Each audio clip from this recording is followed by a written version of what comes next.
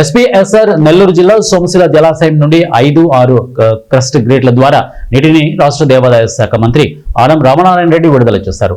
నిండు కుండల దర్శనమిస్తున్న సోమశిల జలాశయంలో ప్రస్తుతం జలాశయం ఇన్ఫ్లో 33,500 క్యూసెక్కులు కాగా జలాశయం అవుట్ఫ్లో 30,000 క్యూసెక్కులుగా ఉంది.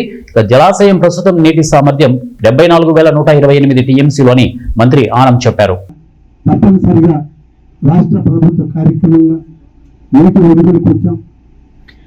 సోమేశ్వర స్వామి ఆలయం పాలించుకొని చెప్పారు. 50 లక్షలు ఇచ్చాను, లెక్కేది 40 లక్షలు వేయచ్చు. నా దగ్గర ఉందా? నాకు దాన్ని టీచర్ పెట్టారా? నా అకౌంట్కి ఏమైనా వేసారా? ఎవరికి ఇచ్చారో వాళ్ళని అడుగు.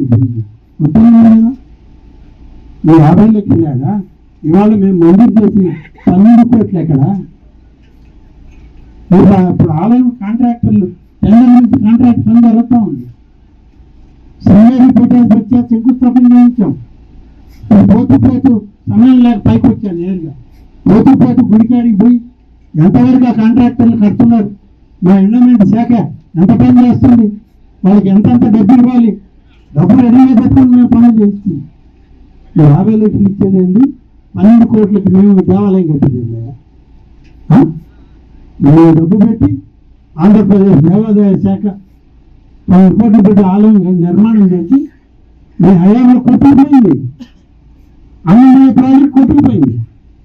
సోమశిల ప్రాజెక్టులో ఉన్న సోమేశ్వర స్వామి ఆలయం అమ్మవారి విగ్రహంతో కొట్టుకుపోయి 3 మైళ్ళు అవతల పడితే తీసుకొచ్చిన దిక్కు లేదు. మేము తీసుకొచ్చి పెట్టి ఇవాళ ఆలయాలు నిర్మాణం చేస్తాం. మీరు 60 లక్షలతో ఎదుగుళ్ళు కడతాం. సంవత్సరాలలో ఏదో కట్టుకోవచ్చుకున్నాం. అది ఆడంతో చూసిన ఆయన మీరు కావాలంటే నువ్వు లెక్క తీసుకొని తీసుకో. మీ అవసరం